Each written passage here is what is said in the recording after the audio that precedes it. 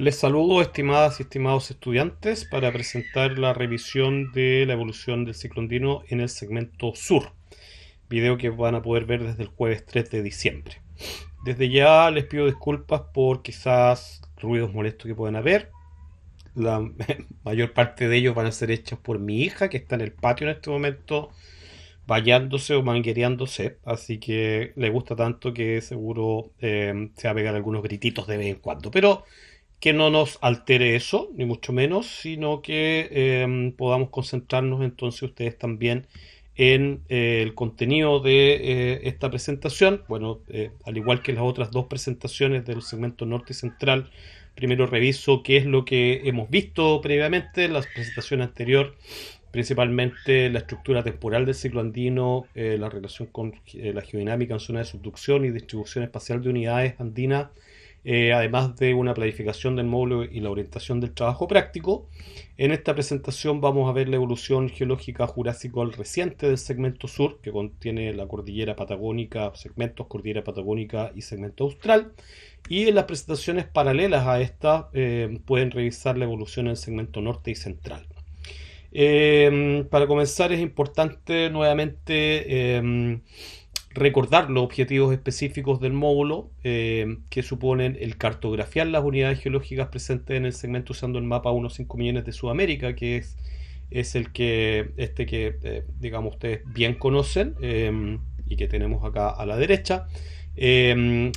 Dado el hecho de que la leyenda del mapa geológico de Sudamérica no coincide con la división temporal que se ha desarrollado, digamos, en el curso de geología andina, y que da cuenta en realidad de la evolución tectónica específica del margen andino, es necesario desarrollar estos otros objetivos, sobre todo el 2 y el 3. El segundo es identificar las unidades geológicas específicas que afloran en su segmento, ya no las del mapa, sino de cuáles son realmente las unidades específicas,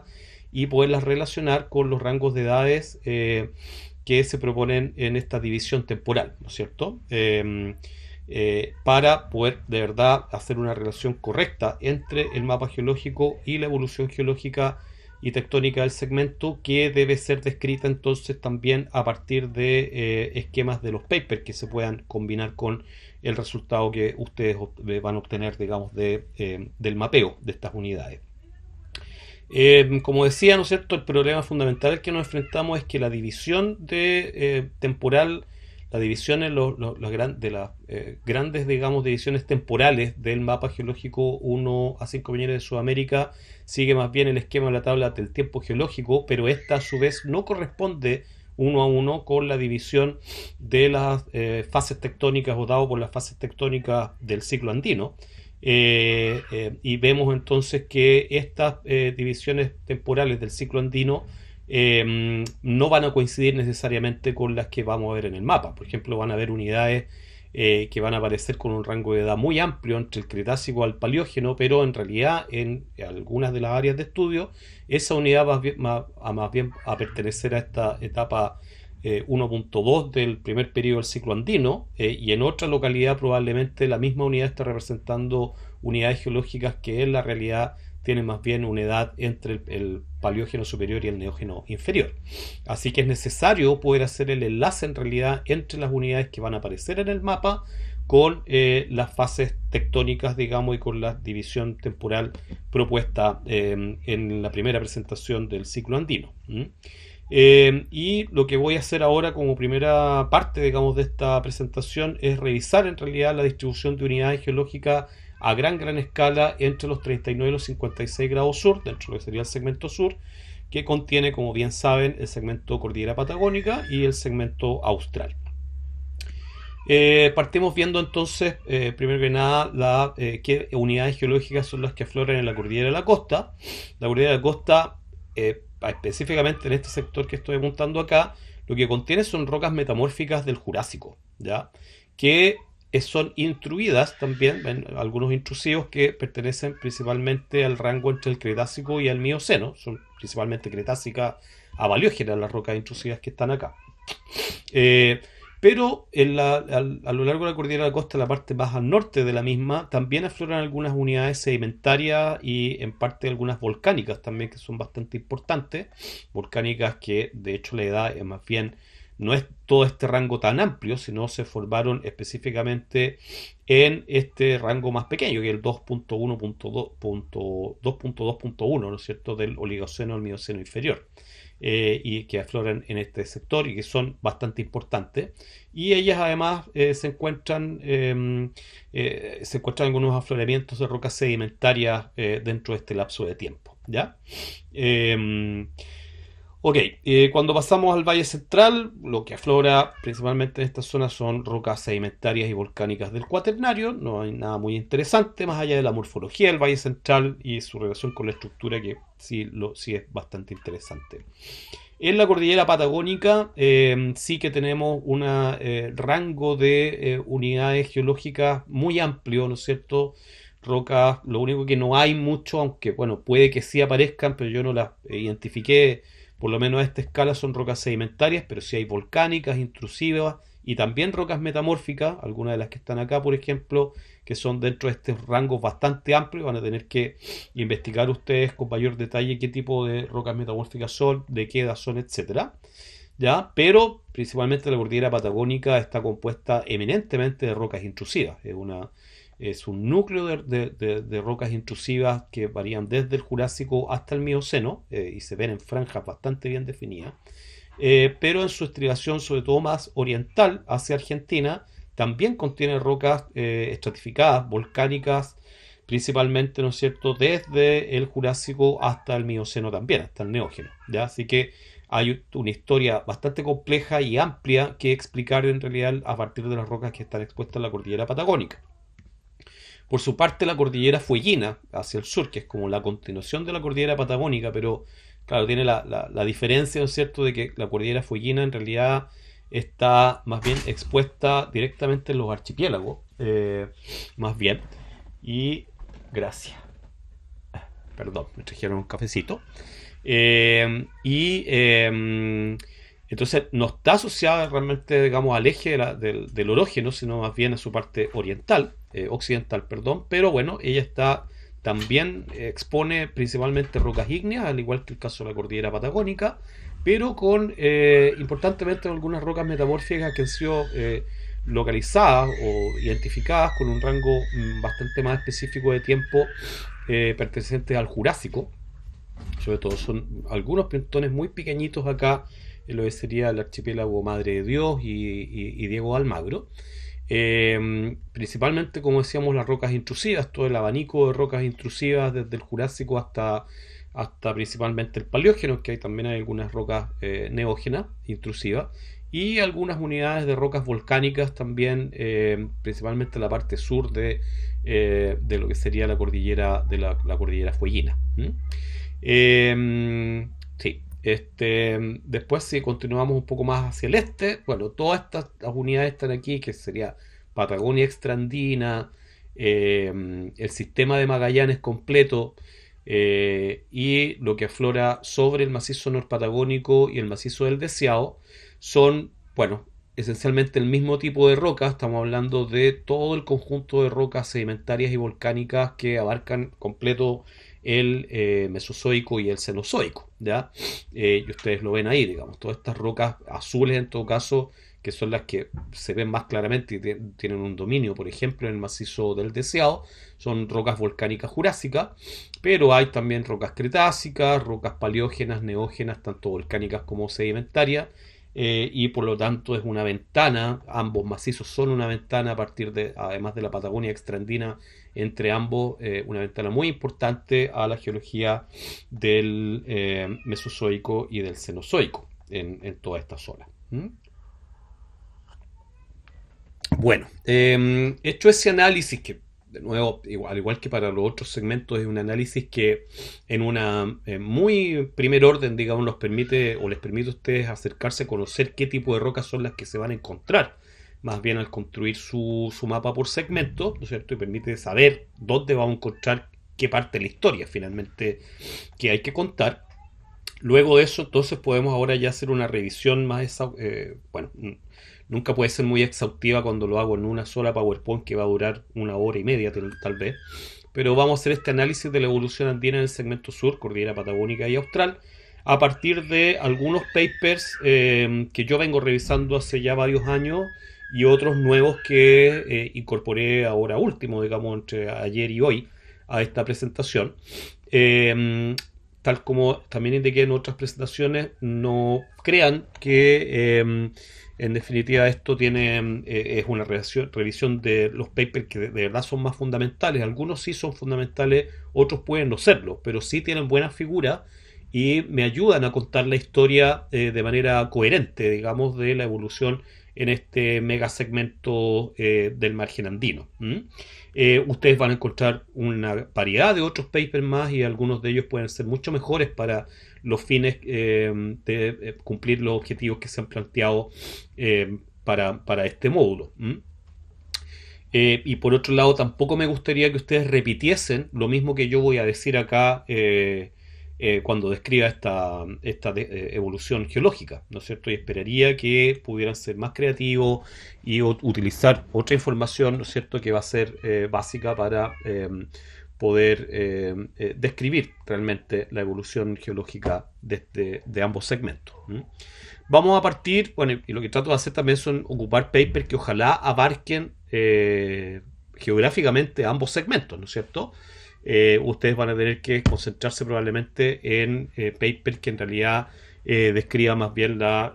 evolución geológica en un segmento en particular. Y partimos con este paper de McDonald y otros del año 2003 que elaboran a partir de datos estratigráficos principalmente y estructurales una reconstrucción de la evolución geológica desde el Pérmico hasta el Cretácico para todo el área que está, digamos, en esta figura. Esta es una figura de otro paper, pero que nos muestra en realidad cuál era la configuración de Pangea hace 200 millones de años, al culminar, digamos, el ciclo preandino y empezar el ciclo andino. Sudamérica y África, ¿no es cierto?, dentro de lo que sería Gondwana occidental y Gondwana oriental.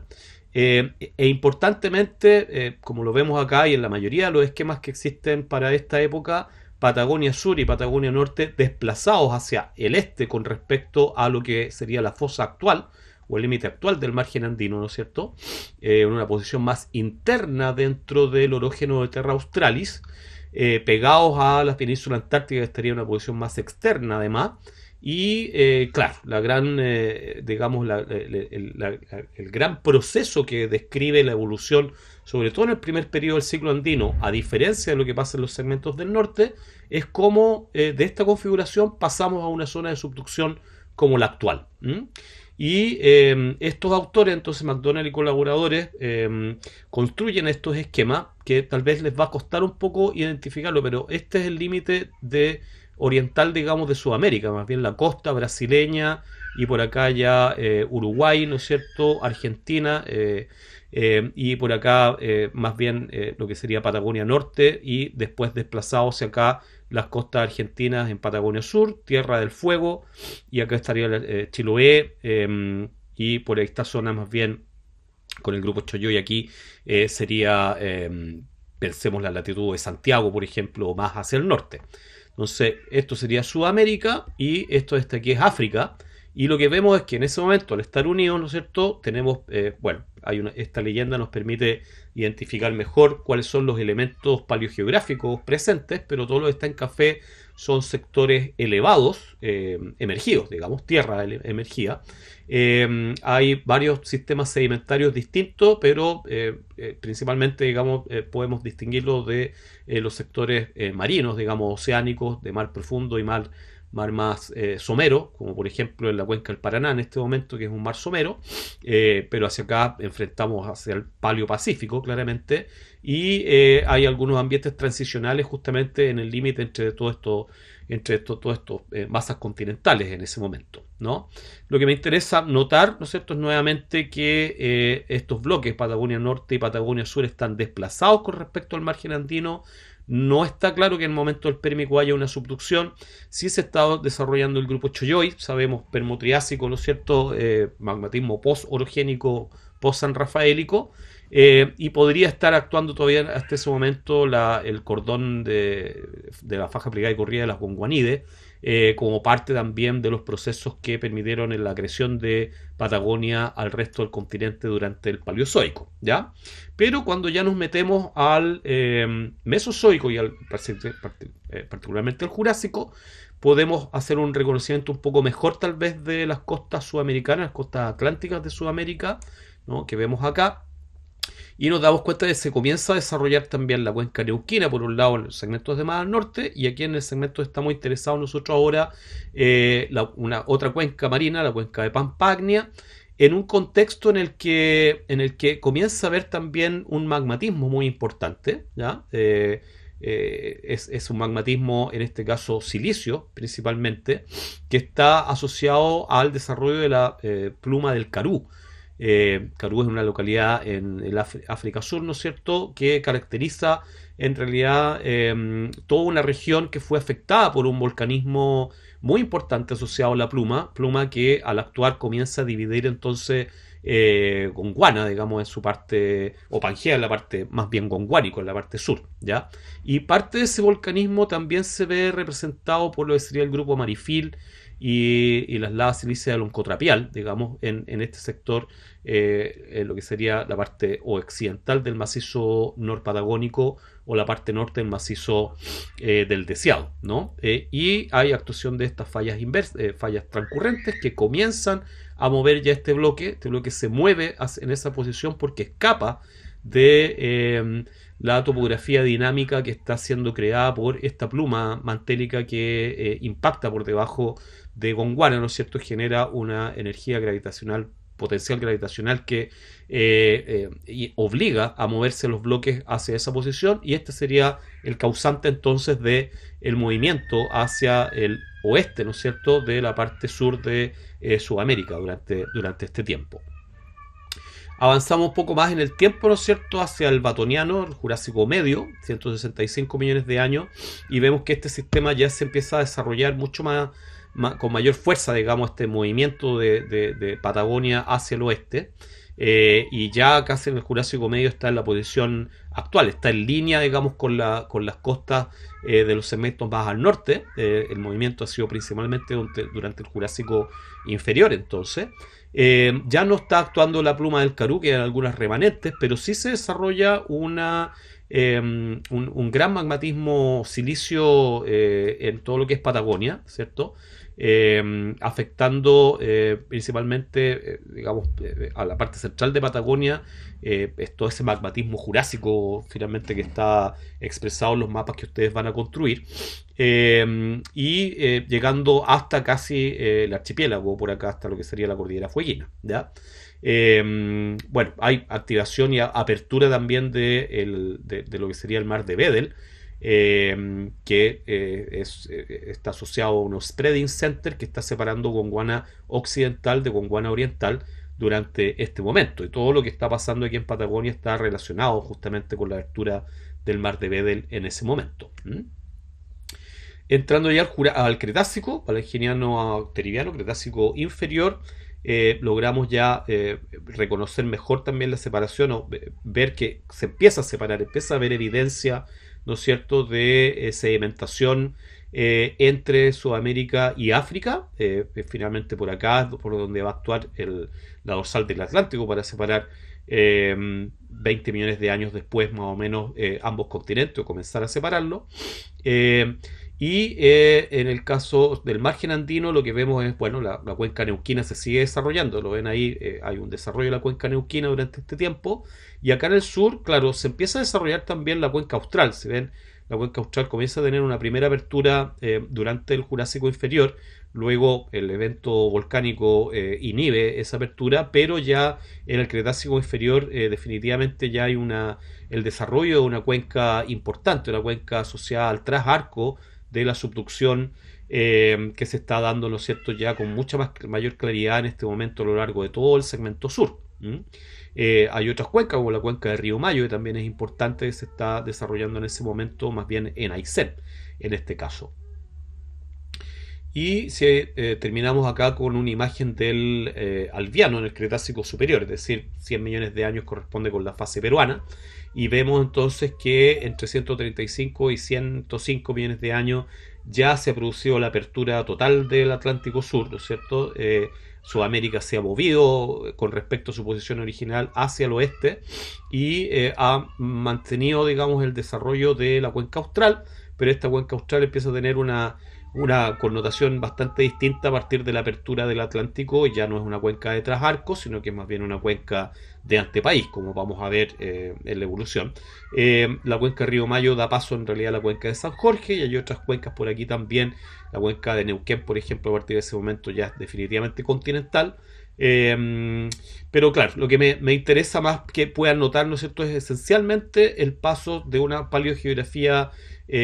gondwánica, ¿no es cierto?, y pangiana, si se quiere, durante el Triásico, el Jurásico inferior, a la paleogeografía ya mucho más andina, típica, a los 100 millones de años, principalmente con el movimiento de Patagonia hacia el oeste para llegar a la posición que actualmente tiene. Y esto es lo que realmente domina la primera mitad del ciclo andino. Es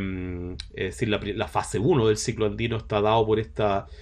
evolución. Tenemos el 1.1 acá, que sería la fase más bien hasta la fase araucana, ¿no? Primera etapa del primer periodo del ciclo andino, graficado por esta evolución, principalmente el impacto que tiene el volcanismo silicio en toda la zona a medida que se va desarrollando la subducción. Y la segunda etapa del primer periodo del ciclo andino es ya más bien el desarrollo de estas cuencas de trasarco y en parte su transición hacia cuencas de antepaís a medida que se separa Sudamérica de África. ¿Mm?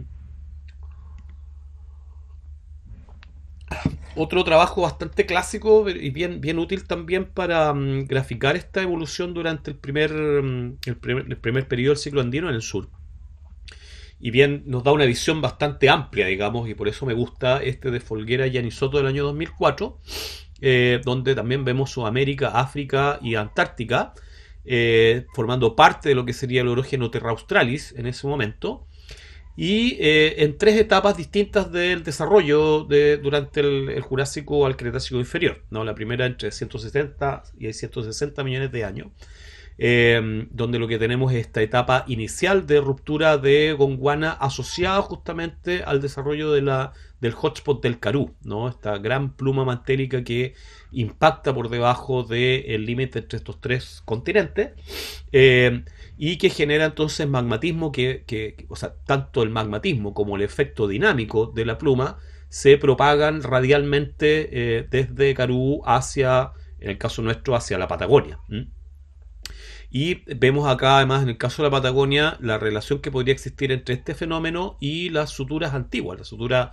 de lo que sería Patagonia Norte con el resto de Gondwana y Patagonia Sur con Patagonia Norte, ¿no? Que en ese momento están actuando como estructuras compresivas, ¿no? Y se produce esta migración radial del volcanismo.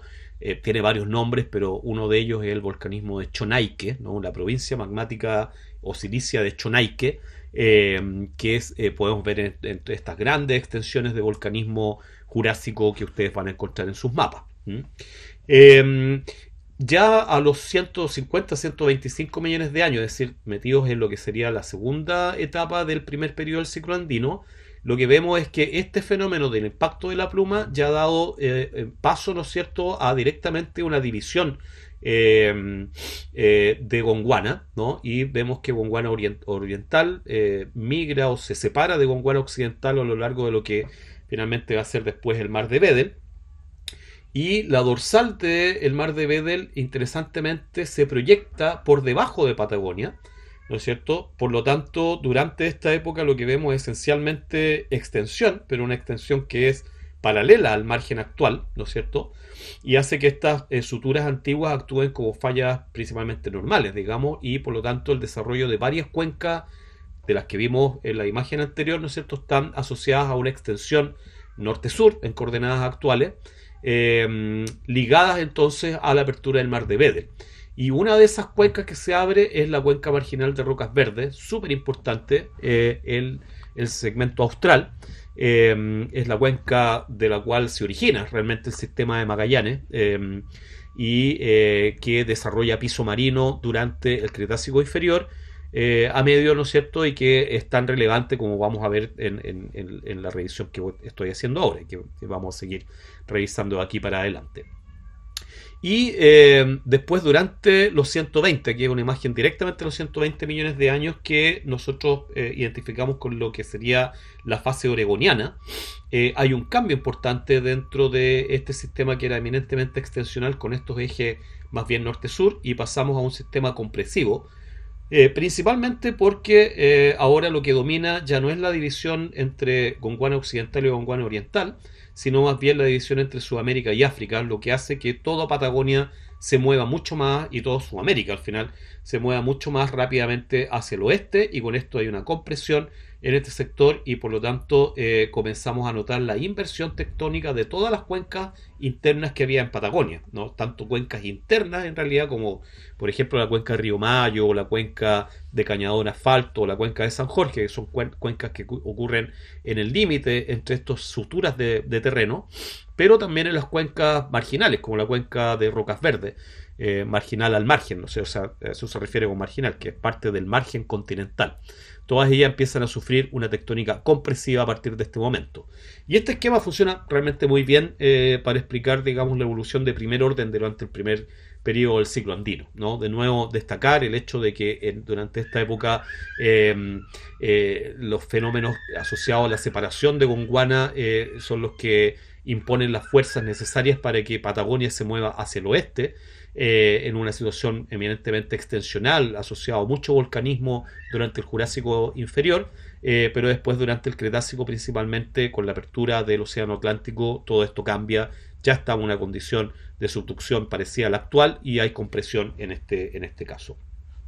Importante también contextualizar un poco lo que ocurre con la pluma del Karoo en esta primera etapa, y acá pongo un paper de Pankhurst del año 2000, donde también nos pone la ubicación de la pluma del Karoo actuante en esta época, 179 a 184 millones de años, en torno a los 180, pero claro, hay una migración del volcanismo, y lo podemos ver registrado a los 175 en esta posición, y después a los 160 ya mucho más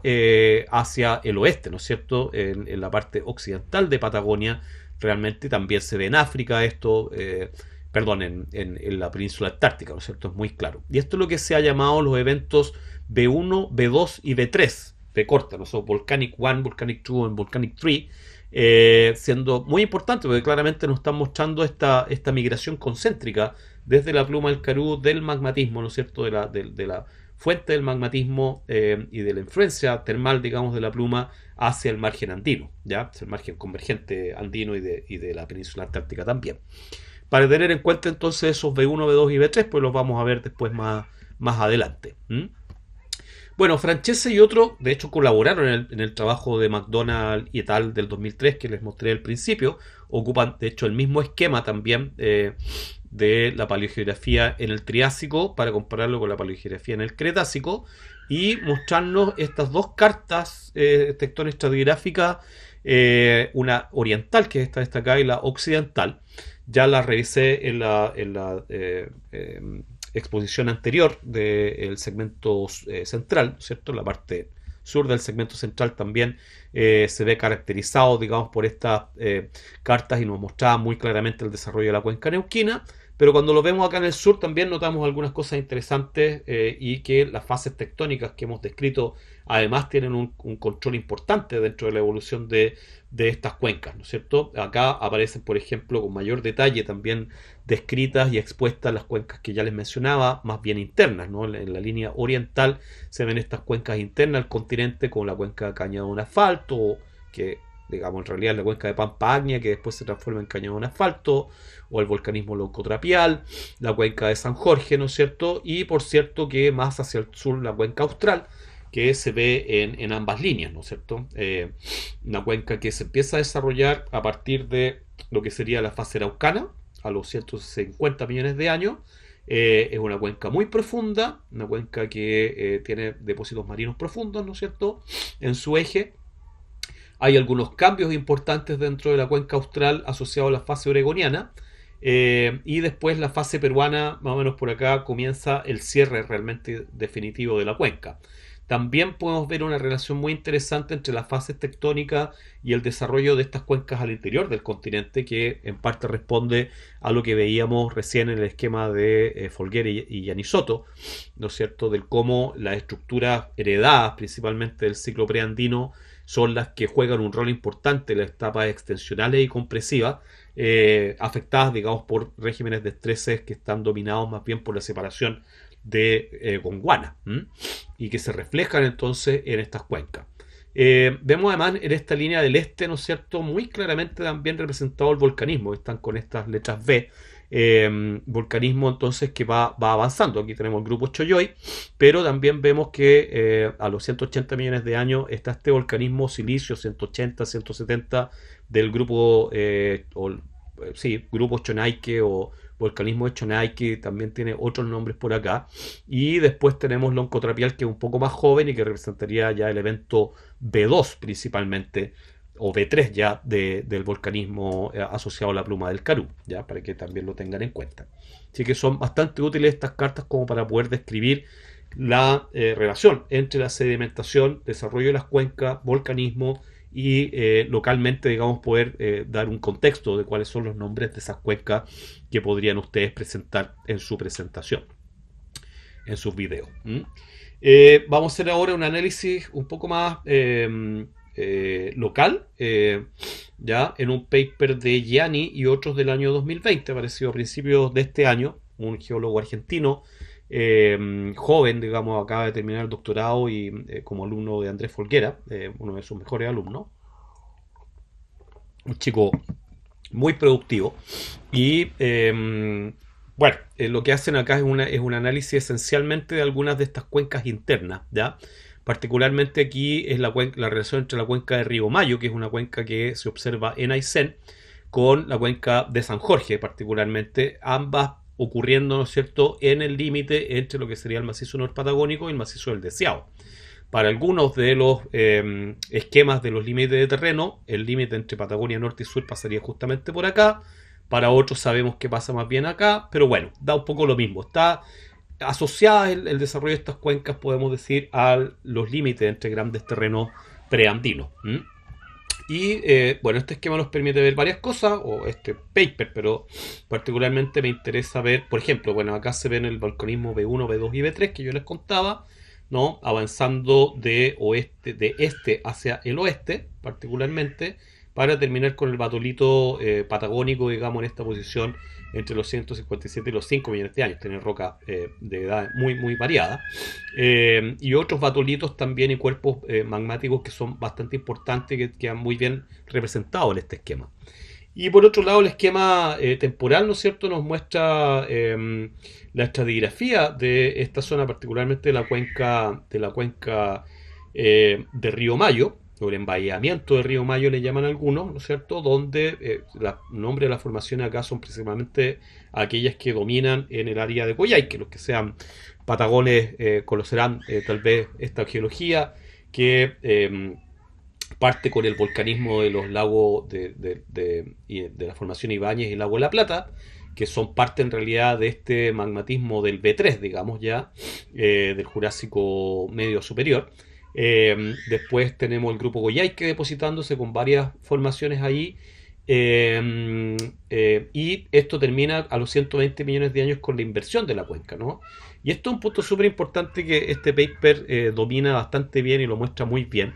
que es que las inversiones de las cuencas hacia el norte, en los segmentos central y norte de nuestra área de estudio, ocurren en realidad más bien en relación con la fase peruana de los 100 millones de años. Pero acá en el sur esto se ve mucho antes, se ve a los 120, 125 millones de años. Es realmente el momento donde claramente las cuencas evolucionan de más bien una fase extensional a una compresión y se invierten las cuencas, ¿no? Y después de eso lo que tenemos es el grupo divisadero, que es eminentemente volcánico, volcano sedimentario, aptiano-albiano, ¿no es cierto?, rellenando una cuenca que empieza a ser más bien una cuenca de antepaís en ese momento. Luego, el divisadero termina a los 100 millones de años y ahí hay un tremendo hiatus, y lo que vemos después son basaltos del Neógeno al Pleistoceno, de los cuales también voy a hablar después más adelante. Y claro, él establece un bonito esquema que relaciona, digamos, la paleogeografía con el desarrollo de las estructuras, ¿no es cierto? Hablan de que ya la formación Apelec, que es la parte alta de lo que sería el grupo Coyhaique en el Cretácico inferior, pero más bien alto, ya empezaría a ocurrir, digamos, a desarrollarse en un ambiente quizás más bien compresivo, pero con una compresión no muy importante, ¿no es cierto? Hay una regresión forzada hacia el sur porque esencialmente se viene alzando desde norte a sur la cordillera y se viene colmatando esta cuenca, pero después el cambio más importante ocurre justamente en el Cretácico superior asociado, asociado digamos ya al paso de lo que sería de la fase oregoniana a la fase peruana, ¿no es cierto? Esto es más bien la paleogeografía que domina al grupo Ibáñez, que ya comenzaría a desarrollarse todo este volcanismo en una situación tectónica realmente ya directamente en lo que sería una faja plegada y corrida de Antepaís, ¿no es cierto? Se genera una cuenca de Antepaís hacia acá, hacia Argentina, el volcanismo está acá, se alza todos los plutones formados previamente y esto definitivamente es la estructura típica compresiva que también vemos en los segmentos del norte, pero bastante después, entre los 100 y los 80 millones de años. Acá esto se empieza a ver a los 120 millones de años y por lo tanto representa, según muestra este esquema también, una diferencia importante entre los segmentos del sur comparados con los del norte. Lo que muestra estos esquemas que están acá, ¿no es cierto?, es esencialmente la paleogeografía de Gondwana Occidental entre los 140 y los 90 millones de años, pero además marcándonos la velocidad del rifting, extraído de un modelo global de placas, digamos, publicado por otros autores que nos muestra cómo se aceleró realmente el rifting entre Sudamérica y África en el sur, sobre todo en el sur, entre los 130, 125 millones de años y los 120, ¿no? Hay una gran aceleración del rifting que previo a eso se mantenía relativamente a bajas velocidades, pero después de eso se acelera enormemente, principalmente en esta zona y acá, y esto hace entonces que la compresión, ¿no? El comienzo de la contracción, ¿no es cierto?, comience mucho antes en el sur, a los 130, 120, comparado con cuando comienza mucho más al norte, que es entre los 110 y los 90, o sea, la fase peruana, ¿ya? Esto entonces termina siendo una diferencia muy fundamental, muy de primer orden entre el segmento sur y los segmentos de más al norte. O sea, hay varias diferencias, por supuesto, ustedes ya lo notan, digamos, tanto en la historia preandina como en la historia andina, ¿no? Y todo está dado más bien por el hecho de que cuál era la localización de Patagonia al final del ciclo preandino y el proceso que sufrió afectado, como ya decíamos, por la acción de la pluma del Carú directamente en esta zona, ¿no? Esto es una de las diferencias fundamentales que ustedes deberían conocer. Bueno, con eso vamos a empezar ya a meternos más en las etapas más posteriores, digamos. Si bien hay algunos papers que voy a mostrar que tal vez vuelven un poco al primer periodo del ciclo andino, pero me gustaría ahora ya empezar a hablar más acerca del segundo periodo del ciclo andino. Para eso vamos a revisar este paper de Horton, que ustedes también conocen. Bueno, lo he ocupado bastante desde el módulo 1 y lo ocupé también en la introducción del módulo 3. Es un paper que revisa la evolución geológica, sobre todo desde los 120 millones de años hacia el presente, en 3 transectas, y esta es la transecta del sur de Chile, donde hace una comparación bonita entre la estructura que domina la corteza, la estructura cortical, ¿no es cierto?, actual del margen andino en esta latitud, y lo compara con la evolución geológica que podemos también ver. Por lo tanto, es un súper buen paper para nosotros porque hace justamente el trabajo que a mí me gustaría que ustedes pudieran hacer, que es analizar cómo se construyó durante el ciclo andino esta estructura característica, digamos, y tan distintiva de norte a sur, tan diferente, ¿no? El paper de Horton de verdad hace un buen trabajo en ese sentido. Y lo que vemos acá entonces principalmente es, bueno, voy a poner las fases tectónicas para que podamos ubicarnos mejor dentro del esquema temporal que nosotros ya conocemos, dentro de lo que sería el segundo periodo del ciclo andino, y notamos entonces, bueno, ojalá hayan visto las otras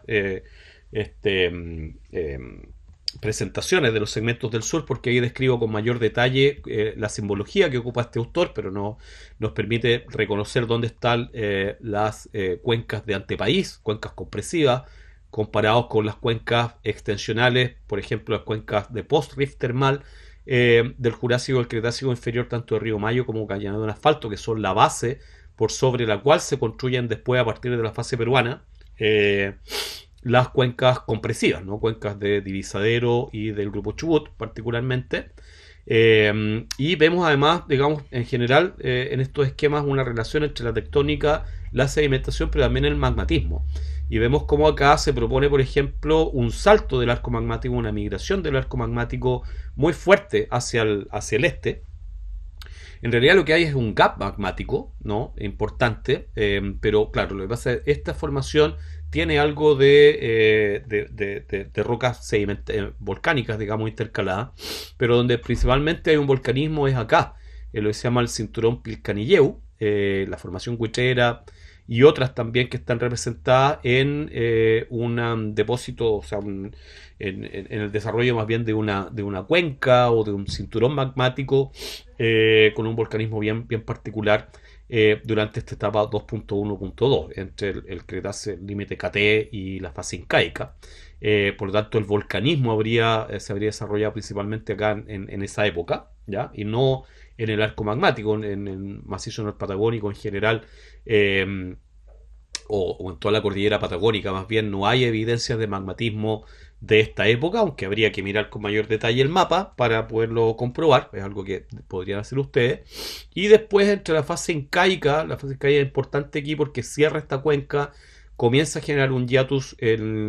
hacia lo que serían los bloques, digamos, más externos, Patagonia, digamos, extraandina, y en su límite con el macizo norpatagónico, y el magmatismo vuelve a migrar hacia el oeste, ¿no es cierto? Y se desarrolla más bien el cinturón El Maitén, que es parecido al cinturón Pilcanilleu. También son rocas andesíticas, basálticas principalmente, pero claramente en este caso asociadas con el régimen extensional. Bueno, el magmatismo sigue migrando hacia acá, y después, cuando ya, digamos, durante esta época, lo vemos entonces que hay magmatismo tanto en este sector, en Patagonia extraandina, como en la cordillera de la costa. Y aquí es donde aparecen entonces estas rocas volcánicas oligocenas, que son tan interesantes e importantes, porque nos muestra que hubo magmatismo simultáneamente en una ancha zona del margen andino, ¿no es cierto? Si bien en el centro pareciera no estar muy claro dónde está el magmatismo, pero sí pareciera que hay algunos intrusivos que tendrían una edad un poco mayor y que podrían ser representantes de un magmatismo muy extendido en toda esta zona, que ocurre simultáneamente con la extensión tan clásica de la fase 2.2.1. Quienes hayan venido atentos siguiendo las presentaciones del segmento norte y central, ¿no es cierto?, entenderán de que, sobre todo el segmento central, se nota una extensión muy importante oligomiocena, que también se ve reflejada acá en el segmento sur, claramente. Y después hay una compresión iniciada por la fase Pehuenche, que a su vez localiza el arco magmático en la actual cordillera patagónica, y esa compresión desarrolla estas fajas plegadas y corridas con cuencas de antepaís, ¿no es cierto?, cada vez más progresivamente avanzando hacia el este, que son las que configuran justamente la Patagonia extraandina según la configuración actual que podemos ver. Así que bueno, este esquema, como digo, de Horton, muy útil siempre, además que digamos, permite hacer una bonita comparación entre los tres segmentos, porque ocupa la misma simbología realmente, como para representar las cuencas y los arcos magmáticos, etcétera. Y en el paper mismo además se une de buena manera con estos tres tipos de tres características posibles, digamos, de un margen continental de subducción, ¿no? Tanto el compresivo, con digamos, alto acople entre las dos placas, o con bajo acople y un rollback muy fuerte que estaría asociado a las etapas extensionales, o estos tiempos de estasis donde no hay ni uno ni lo otro. Así que importante, digamos, poder hacer un análisis, poder ocupar este paper realmente como para poder describir de mejor manera y entender mejor la evolución, sobre todo durante el segundo periodo del ciclo andino. Bueno, mucho de lo que está acá en este perfil y en esta revisión a los 43 grados sur viene en realidad de un trabajo de Chaurren del año 2016. De Chaurren y otros, yo soy coautor de este paper también, donde Andrés Chaurren, que bueno, valga mencionarlo, Andrés es un geólogo de la Universidad de Concepción, o sea, se recibió en la Universidad de Concepción, fue mi primer alumno memorista y cuando yo llegué en el 2008 trabajé con él hasta el 2010, digamos, en su memoria, y él, después de titularse, se fue a hacer el doctorado a Argentina con Andrés Folguera, y ahora ya está de vuelta, o está en Mendoza en realidad, ahora haciendo un postdoc con Laura Giambiaggi, y bueno, es un buen ejemplo de un muy buen geólogo de la U de Conce, al cual le fue muy bien realmente su trabajo posterior y que está haciendo grandes aportes tratando justamente de unir la geología a ambos lados de la cordillera, que es algo tan fundamental para, por ejemplo, ustedes lo ven quizás como una forma, de forma muy natural, ¿no es cierto? Pero al revisar la evolución andina sin considerar la frontera, pero esto no es algo que pase muy comúnmente, y se necesita gente, digamos, que tenga la motivación y las ganas de realmente hacer geología sin fronteras, ¿no es cierto? Bueno, en este paper, uno de los papers más importantes de su tesis doctoral, realmente se dedica a armar un perfil estructural que va corriendo a esta latitud, ¿no? Acá está la Chiloé, la isla grande de Chiloé, y lo que ven es un mapa geológico que puede ser muy útil para poder comparar con el mapa de ustedes, que tiene montones de las edades radiométricas que se han utilizado, tanto de la edad misma de cristalización como la edad de exhumación de todas estas rocas, que son muy jóvenes, si ven, son todas edades en torno a los 4, 5, 10 millones de años las de exhumación, es decir, que cuando se levantó la cordillera patagónica es muy muy reciente, pero claramente se dedica más al mapeo de estas unidades, lo que sería Patagonia extraandina, principalmente. ¿M? Y bueno, a partir de eso, o sea, este mapa en realidad se puede leer mejor con este cuadro tectonoestratigráfico que abarca desde la zona de antearco, arco y trasarco. Hay varias unidades acá. Yo no quiero hacer un detalle demasiado extenso de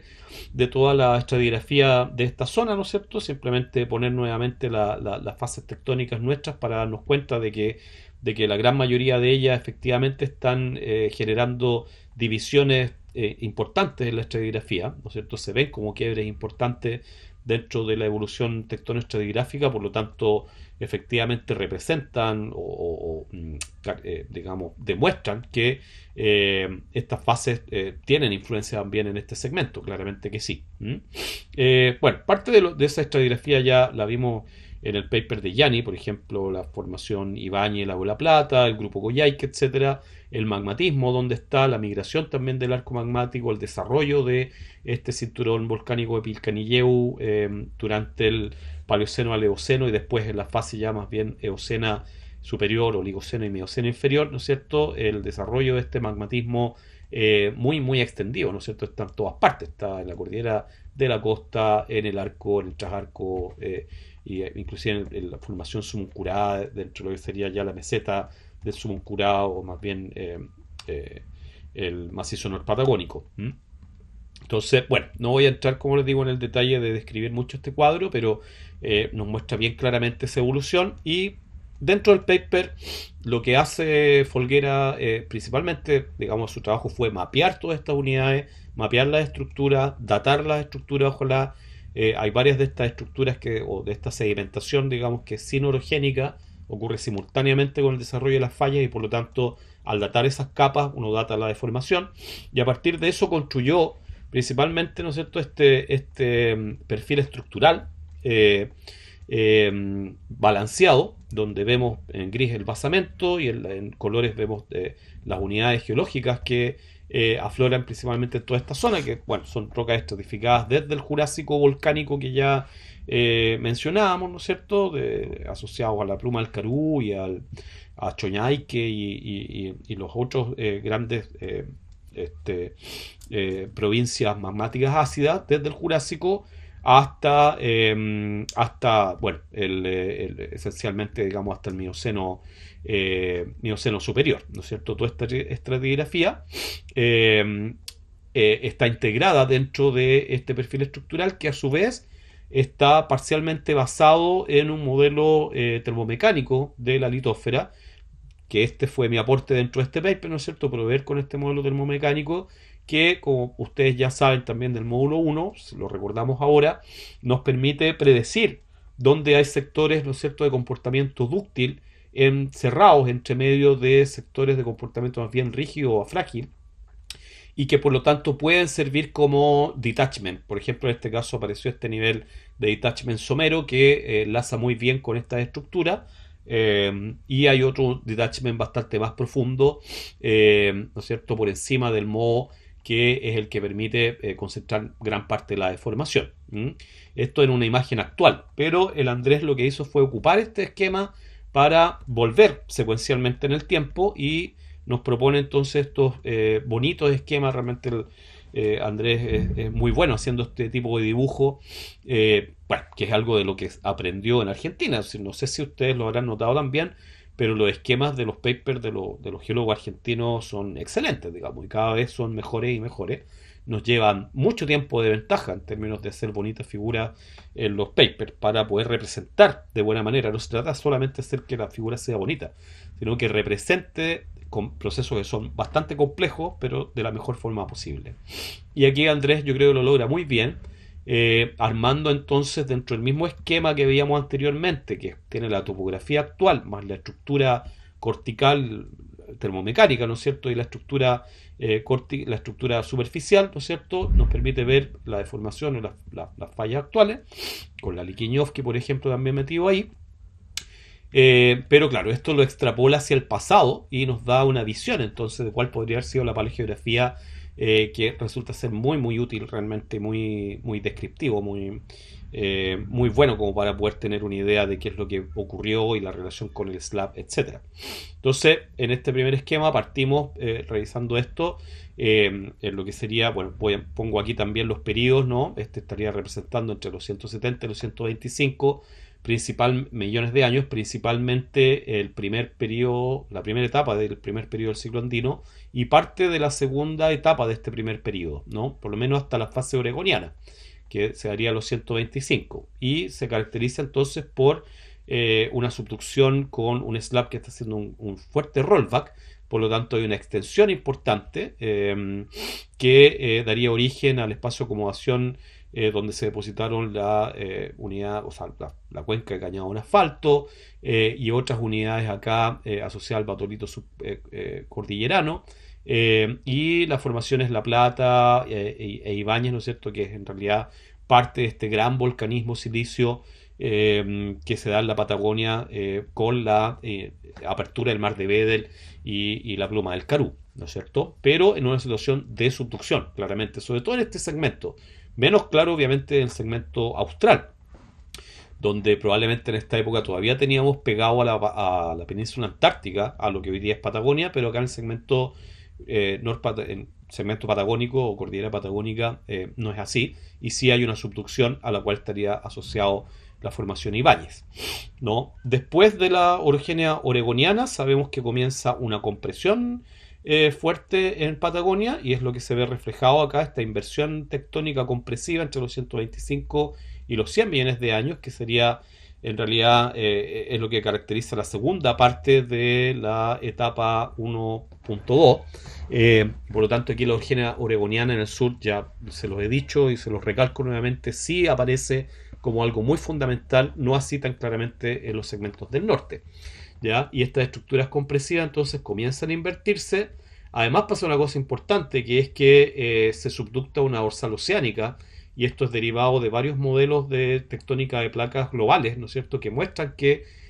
durante, sobre todo el Cretácico y hacia el Paleoceno, vamos a ver también, ¿no es cierto?, otras dorsales subductando y generando un efecto magmático importante, que se ve graficado de hecho en la señal geoquímica de estos magmas, ¿ya?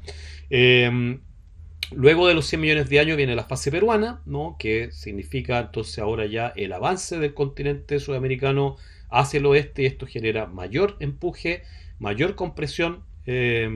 ¿no? Deformación del trasarco entonces compresiva muy importante, el desarrollo de estas zonas triangulares con mucho más fuerza, ¿no es cierto? Y probablemente producto del overriding de la placa superior sobre la placa inferior, se genera una subducción quizás, digamos, no plana, pero sí de bajo ángulo, con un alto acople que aumenta entonces la compresión y el alzamiento, digamos, a lo largo de estas zonas de falla. Y esto entre los 100 y los 60 sería lo que domine, pero hay un evento particular entre los 80 y los 70 que es la subducción de la dorsal de Farallón y Aluk, sería la placa antártica, o Aluk para otros, que bueno, tienen una tremenda relevancia porque activa un magmatismo muy particular en este momento. Parte de esto es reversado también en el paper de Gianelli y otros del año 2020, que es el que comenté en la charla del segmento central, ¿no es cierto?, donde ellos hacen un análisis más al norte, ¿no es cierto?, del efecto que tiene el paso de esta dorsal y parece ser muy, muy relevante.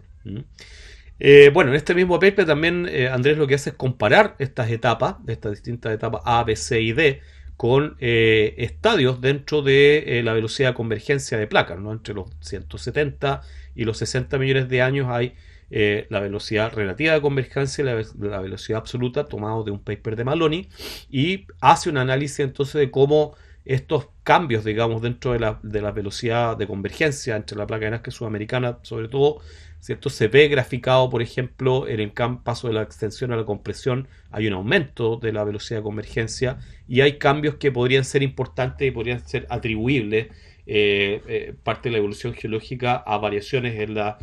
tasas de convergencia, que es todo un tema en años anteriores. De hecho, dentro de este curso lo que le he pedido en la parte práctica es principalmente que se concentren en hacer una comparación con la evolución de la convergencia, pero este año creí que eso era demasiado y no lo vamos a hacer. Pero sí, por supuesto que, por ejemplo, si ocupan este paper,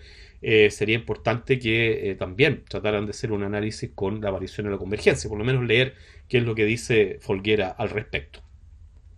Luego entonces de los 60 millones de años, ya entrando directamente en el segundo periodo del ciclo andino, y aquí pongo las fechas para orientarlos, digamos, en el análisis de estas figuras, vemos entonces en el 2.1.2, que vendría a ser entre la fase KT y la fase incaica, que estaría acá, ¿no es cierto?, que al parecer hay una relajación extensional, no hay magmatismo, digamos, pasa alguna cosa bien extraña y particular, no hay mucho magmatismo en realidad en casi ningún lado, pero sí está el cinturón Pilcanilleu, que podría estar asociado entonces a un flujo astenosférico importante, ¿no es cierto? Y según él entonces eventualmente un rollback o algo pasó con el slab. Voy a volver un poquito atrás, perdón, ¿no? Sobre todo acá en este momento quizás se rompe, hay una apertura de un slab window, hay una distorsión, digamos, de la placa oceánica que después tiene el efecto, ¿no es cierto?, de que eventualmente puede haber un rollback que estaría asociado con una extensión localizada y la generación del cinturón Pilcanilleu. Pero después, cuando ya entramos en los 35 o los 19 millones de años, ahora sí que tenemos una extensión claramente, ¿no es cierto? El rollback sí que es mucho más importante. Esta es la etapa 2.2.1, más bien estadio 2.2.1, que claramente es extensional en todo el sur, al sur de los 28 grados sur, al sur de la Puna, digamos, en cordillera frontal es el sur, hay extensión claramente en todo este tiempo, 35 a 20, 19 millones de años, con el desarrollo, en este caso, ¿no es cierto?, tanto de una extensión en el trasarco, en realidad todo el margen, generación de espacios de acomodación y sedimentación continental, pero además con este magmatismo tan importante, ¿no es cierto?, que se da desde la costa con el cinturón magmático costero hasta el macizo norpatagónico, lo que sería el complejo volcánico Sumuncurá, pasando por el cinturón del Maitén, ¿no? Mucho magmatismo en todas partes. Aquí no se explica muy bien cuál podría ser la relación con el flujo astenosférico y la geometría de la placa subductada, ¿no es cierto? Ahora vamos a ver otros papers que sí lo hacen. Y luego de la fase pehuenche, a los 20 millones de años, vuelve entonces la compresión, ¿no?, incipiente en este primer periodo, pero después mucho más fuerte a partir de los 16 millones de años, donde todo vuelve a comprimirse, todo se vuelve a invertir finalmente, se comienza a formar la estructura fundamental de lo que sería tanto la cordillera patagónica como Patagonia extraandina, ¿no es cierto?, para terminar entre los 16 hacia adelante, digamos, durante el Mioceno y el Plioceno, a configurar la estructura que vemos actualmente, ¿no? Y que es la misma estructura que se veía en la figura del inicio.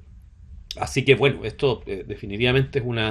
es un súper buen resumen, digamos, de la evolución geológica de esta área y podrían ocuparlo, pero vuelvo a repetirles, no repitan lo mismo que acabo de decir yo.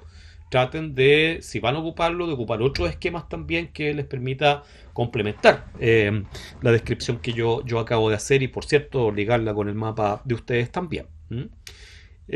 Y también con la evolución de la tectónica global, digamos, más bien sobre todo la convergencia, que es lo que está en rojo acá, donde vemos que para la Pehuenche claramente aumenta la convergencia, lo que puede estar asociado al desarrollo de la compresión. ¿Mm?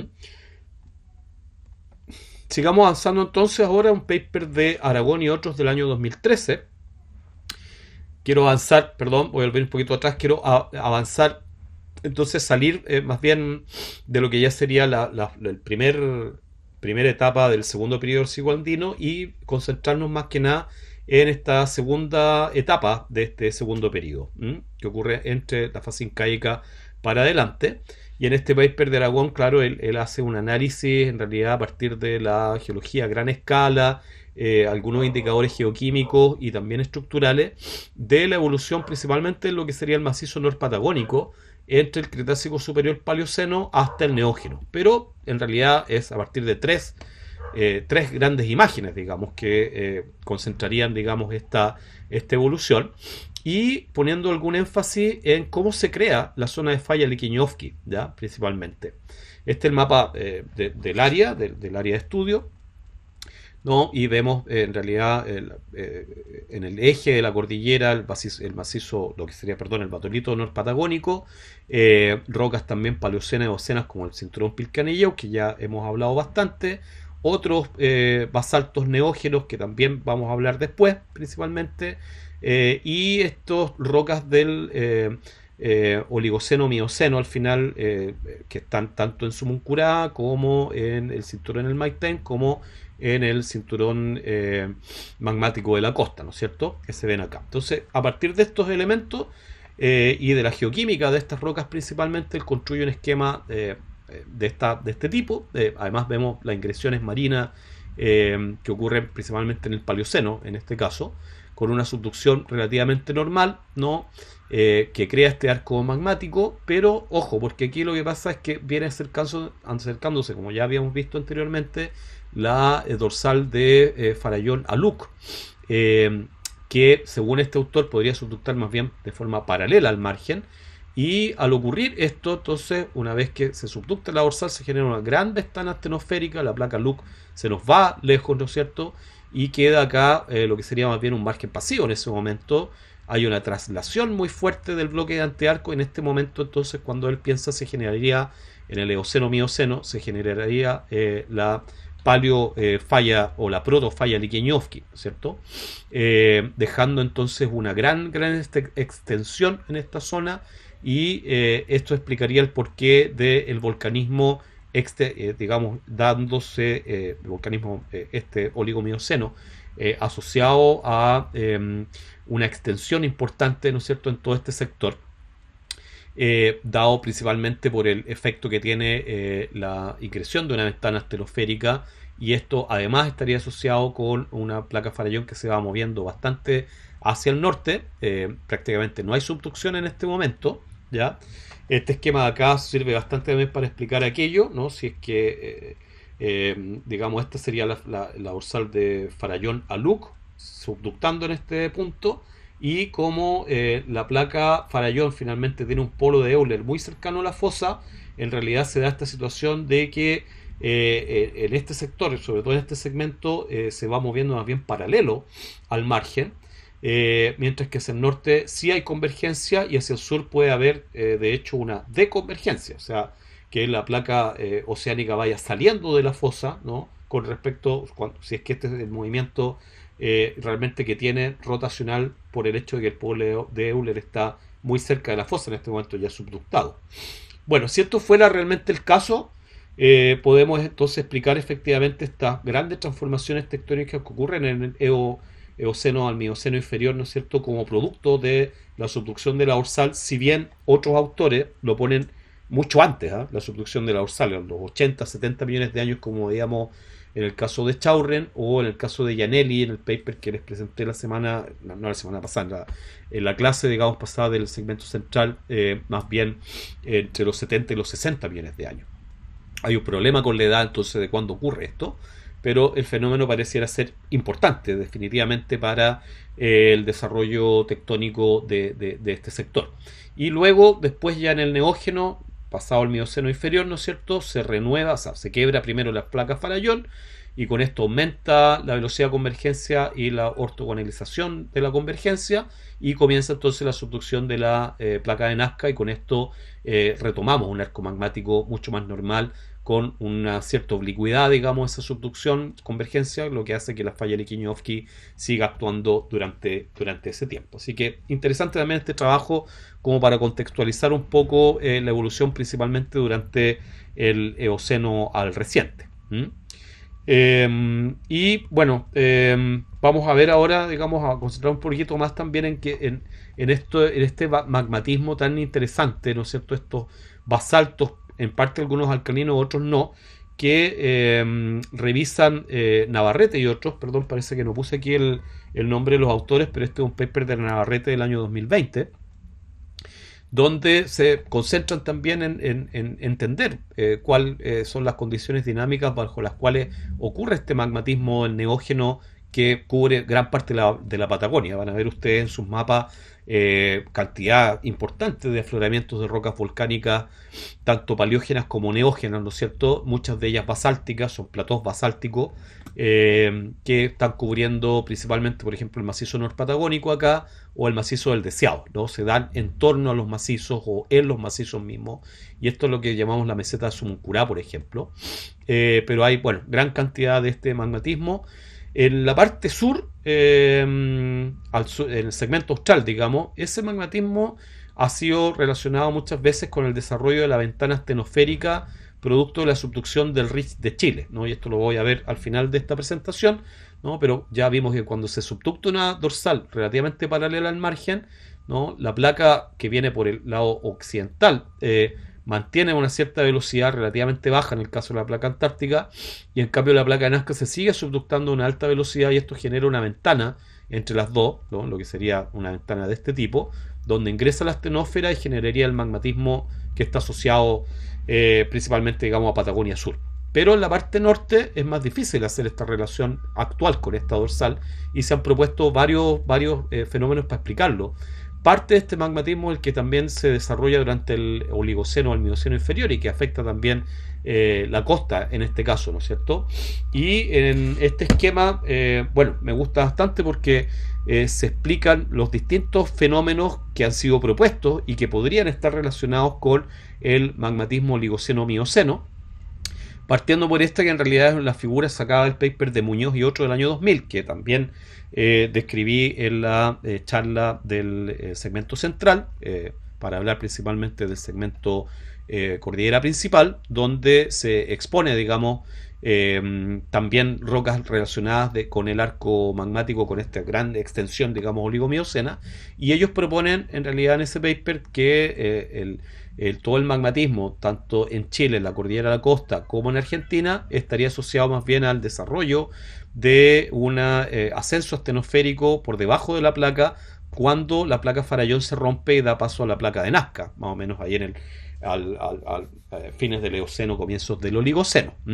Pero esa es una de las posibilidades. Otras posibilidades también están asociadas con una eventual delaminación de la corteza y el manto, asociado quizás también al arrastre que produce la placa Aluk cuando se rompe Aluk. Recuerden, digamos, que hay algunos que, como vimos recién, que dicen que más bien este fenómeno podría ocurrir, pero ocurre más bien la ruptura de la placa Farallón y Aluk, no de la placa de Nazca y la placa Farallón. Esto es una cuestión temporal, cuando realmente ocurre este fenómeno. y de los modelos tectónicos de placa también que podrían ayudar a informar sobre cuándo ocurre realmente el desarrollo de estas ventanas astenosféricas en la parte norte de Patagonia.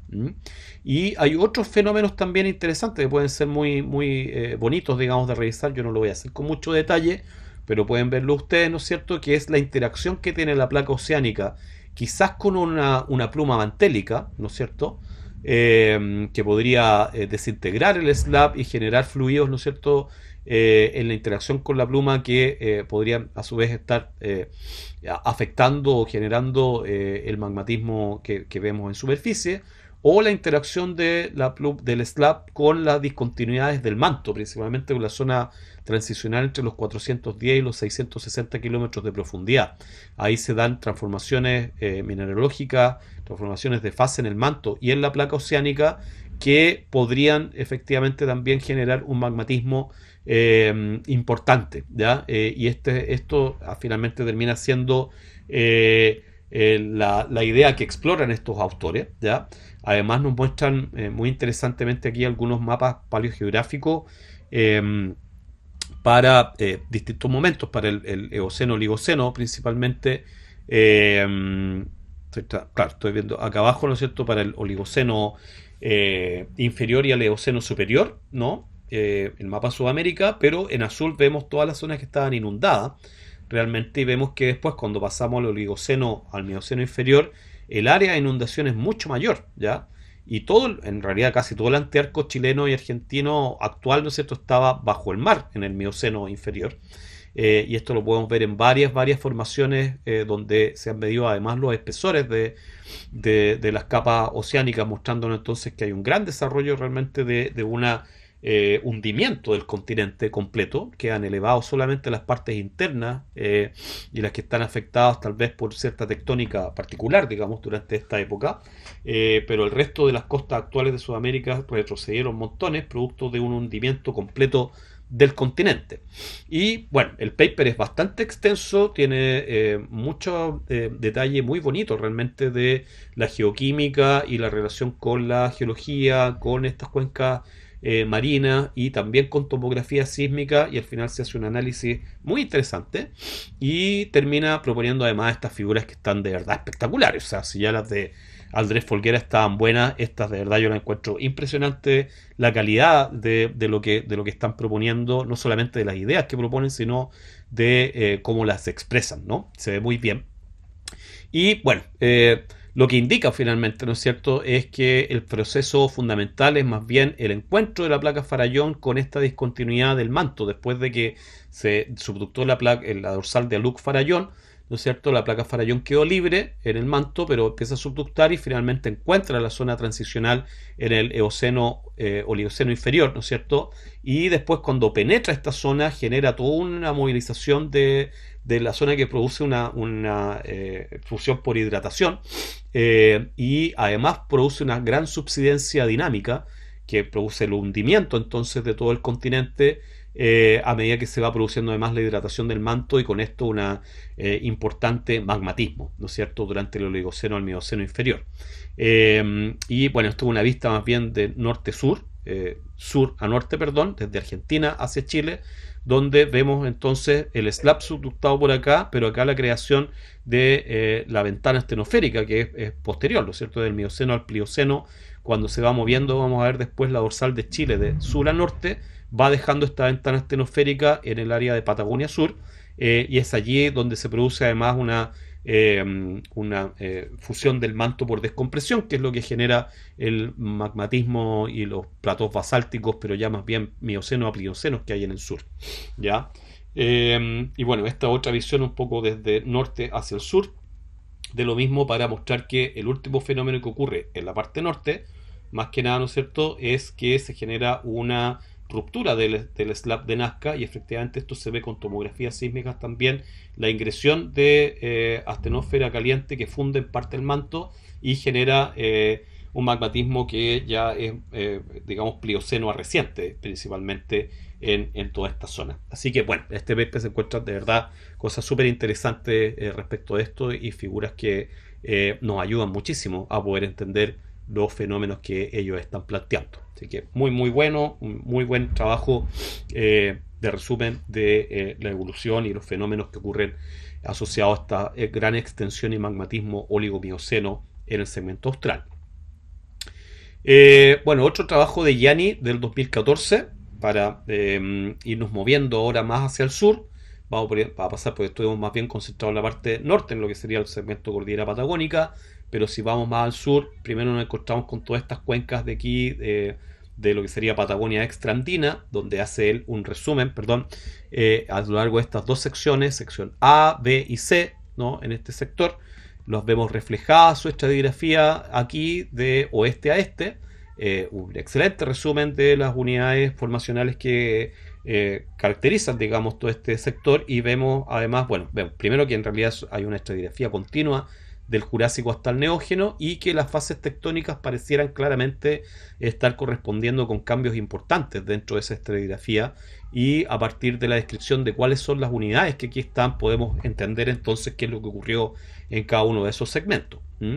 Pero bueno, pasando rápido, el análisis que hacen estos autores tiene que ver principalmente, ¿no es cierto?, con el desarrollo tectónico y estratigráfico que desde, digamos, 150 millones de años hasta el presente, también comparándonos con la historia de convergencia, tal como lo hacía Schauren, ¿no es cierto?, y mostrándonos además que a los 120, 95 millones de años, de nuevo acá es importante, hay una expansión del arco magmático en esta época, de una posición más bien pegada a la fosa, pero después se expande bastante hacia el este, activando la compresión en lo que sería el grupo Chubut, la cuenca San Jorge al final y Cañadón Asfalto, ¿no es cierto? Y esto estaría asociado más bien con la subducción de nuevo de una dorsal oceánica, ¿no? La misma dorsal al final entre Farallón y Antártico, Farallón y Aluk, ¿no es cierto? Al subductar estaría produciendo esta disgregación o esta cambio, digamos, en la orientación del arco magmático y también en su geoquímica, y la activación de la compresión, el cambio entonces de la extensión a la compresión entre los 120 y 75 millones de años. Y tiene estos bonitos esquemas también paleogeográficos, quizás no son tan claros como los anteriores, pero también nos permite, digamos, hacernos una idea de la variación primero de una extensión en estas cuencas durante lo que sería la primera etapa y primer periodo del ciclo andino, después a una compresión en los 120, 110 cuando ya se separa Sudamérica de África. Comienza la compresión y paralelo a esa compresión se genera una extensión muy local en la cuenca de San Jorge, ¿no es cierto? Y después la subducción de la dorsal Farallón Antártica habría sido importante para la disgregación del arco, la compresión posterior, para luego en el Mioceno ya volver a una compresión importante en esta zona, ¿no es cierto? Reactivando esta falla y generando lo que sería el Broken Foreland, tan típico de lo que es Patagonia extraandina. Así que también es un paper interesante y útil como para poder tener una visión periférica, digamos, de qué es lo que pasó en estas cuencas más internas en Patagonia durante la segunda parte del ciclo andino principalmente. Bueno, y otro paper que descubrí también hace poquito ahora, ya yéndonos más hacia el sur, hacia el segmento austral, con la intención de ojalá poder terminar pronto esta presentación. Me quedan de hecho 5 transparencias, no ojalá poderlas pasar pronto. Es este paper de Sigman y otro del año 2018, donde hacen una muy bonita compilación de datos, de la estratigrafía, la tectónica, pero principalmente basado en análisis de proveniencia y de circones detríticos en las muchas unidades que afloran en el sistema magallánico, ¿no? Para explicar en realidad la evolución de este sistema. Y bueno, la estratigrafía ustedes espero que la conozcan bien, pero en el sistema magallánico, o sea, hacia el oeste del sistema magallánico, lo que tenemos es el batolito sur patagónico y algunos complejos metamórficos también del Jurásico y el Triásico, de los cuales no voy a hablar finalmente en estas charlas, pero que los grupos que están trabajando aquí en el segmento austral sí toquen ese tema de el metamorfismo y el desarrollo de estos complejos metamórficos durante el Mesozoico. pero hacia la cuenca magallánica y la cuenca austral, ¿no es cierto? Magallanes Austral Basin, completa, la que está acá. La estratigrafía parte con rocas del Jurásico, ¿no? Que están acá en azul, que sería la formación El Quemado, la formación tobífera, que son parte en realidad de este volcanismo jurásico que viene desde la pluma del Carú. Hay además en el sur, muy importantemente, el desarrollo de ofiolitas que están emplazadas hoy día en esta faja plegada y corrida de piel delgada, que es la ofiolita sarmiento, por ejemplo, la ofiolita tortuga, etcétera. Van a encontrar varios nombres de estas ofiolitas. Y por sobre esta secuencia jurásica cretácica, después se deposita toda una secuencia del Cretácico inferior, Cretácico superior y hasta el Paleoceno, ¿no es cierto? Que es realmente el centro de lo que sería la cuenca austral y la cuenca de Magallanes, ¿ya? Bueno, aquí además se definen unos segmentos. El segmento austral es más bien el segmento que está en la parte sur de Aysén y norte de Magallanes. Esto en este caso son los hielos patagónicos sur. Y el sector de Magallanes de aquí hacia el sur, ¿ya? Y bueno, en realidad lo dice el sector de Magallanes, después sector fueguino, ¿no? Austral, Magallanes y Fueguino, Austral Norte, Austral Sur en este sector, Magallanes y Fueguino. Y es interesante notar acá entonces estos esquemas son muy muy simples de qué es lo que pasaría en el segmento Austral, Magallanes y Fueguino entre el Cretácico inferior y después ya el Cretácico superior, ¿no? 130 millones de años en los tres esquemas. Lo que vemos es lo que domina acá es la extensión, pero esa extensión es máxima en el segmento fueguino sobre todo, y también en el segmento magallánico, donde la extensión da paso o está asociada principalmente, ¿no es cierto?, al desarrollo de esta ofiolita. La ofiolita es piso marino, digamos, el piso marino es una cuenca de trasarco muy importante, ¿no es cierto? Vemos el arco magmático acá, en esos tres esquemas, muy muy simples estos esquemas, pero mostrándonos entonces la creación de piso marino muy fuertemente, sobre todo en la parte fueguina. Y después de los 120 millones de años, en la fase oregoniana, ya sabemos, se desarrolla un sistema ya no de cuenca de trasarco, sino directamente una cuenca de antepaís. A los 80 millones de años en todas partes lo que vemos es que ya hay una tremenda compresión. Todos estos depósitos y estas fallas se han invertido, se han creado fallas inversas, ¿cierto? Todo se levanta como una gran cuenca de antepaís. Los depósitos de ahí para adelante son todos de antepaís, pero además se obductan estas ofiolitas, ¿no? Y las podemos tener preservadas hoy día en el núcleo de estas fajas plegadas y corridas, la parte más interna de la faja plegada y corrida de Magallanes y Fueguina, ¿no es cierto? Entonces, muy simples estos esquemas, pero muy útiles para entender la evolución de estas cuencas y la evolución de este sector. Que si lo ven y vieran la presentación anterior, digamos, las presentaciones del segmento norte y central, se van a dar cuenta que la evolución es bastante similar en todo caso a lo que pasa también con las cuencas jurásicas y cretácicas en la parte norte, pero que está desplazado en tiempo como 50, 60 millones de años con respecto a lo que pasó en el norte, pero la evolución es similar. Y bueno, tienen varios esquemas bastante bonitos en este trabajo, pero este me pareció interesante, ¿no? La figura que se genera finalmente una especie de cocodrilo acá,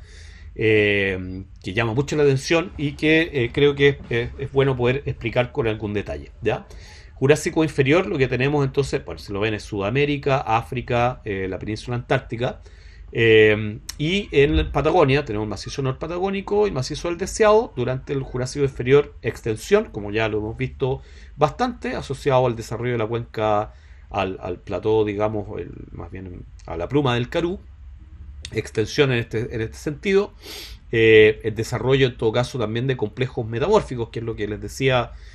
No voy a tratar mucho en esta charla, digamos. La verdad es que como que me quedaron los papers un poco retrasados, ya no tenía tiempo para poderlos incluir, pero por lo mismo les pido a los grupos que están acá en el sur que sí se dediquen un poco más a entender el tema del metamorfismo, sobre todo en lo que es Duque de York, por ejemplo, ¿ya? Y después en el Jurásico superior, más superior, lo que vemos es que producto de la apertura del mar de Weddell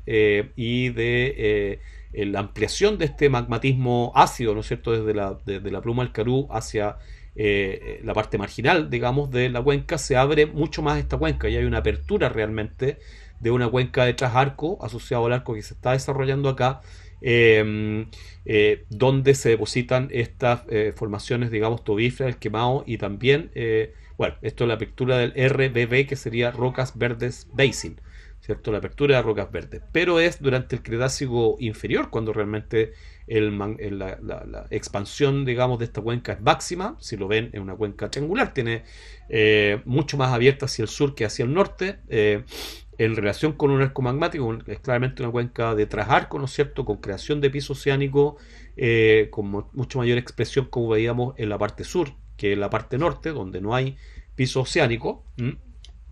Y en conjunto con esto, la apertura del mar de Weddell también permite que empecemos a perder a la península antártica en la visión. Por lo menos, lo que pasa realmente es que hay una rotación de Antártica completa,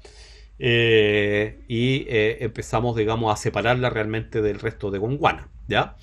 Y a partir, o sea, dado que esto también ocurre simultáneamente con el comienzo de la separación de África de Sudamérica, cuando ya llegamos al Cretácico superior, después de los 120 millones de años, esta separación ya es mucho más importante, y lo que ocurre entonces es que se cierra esta cuenca de rocas verdes y tenemos el desarrollo de la faja plegacurrida, y de aquí para adelante esta Magallanes Austral Basin, ¿no es cierto?, ocurre más bien como una faja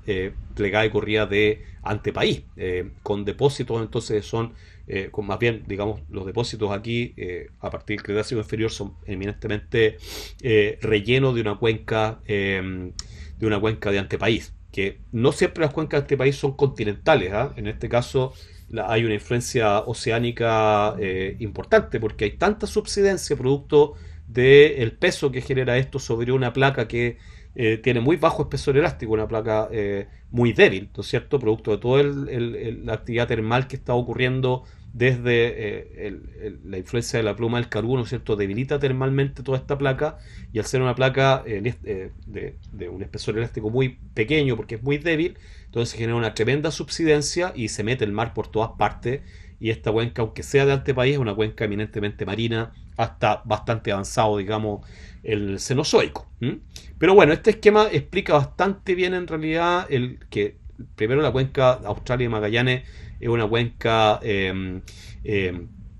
con una gran asimetría norte-sur, ¿no es cierto?, con una apertura mucho más importante hacia el sur que hacia el norte, esencialmente porque la estribación sur se conecta con la dorsal que está abriendo el mar de Weddell principalmente, ¿no es cierto?, y nos explica bien también la temporalidad de los eventos que aquí ocurren. Bueno, este paper muestra hartas otras cosas más, estos esquemas del cual no voy a entrar en mucho detalle, pero que habla acerca de las distintas formaciones que se observan en el sector norte, austral y magallánico de la cuenca misma, ¿no es cierto?, con muy buenos mapas que también pueden ser muy útiles, ¿no es cierto?, y una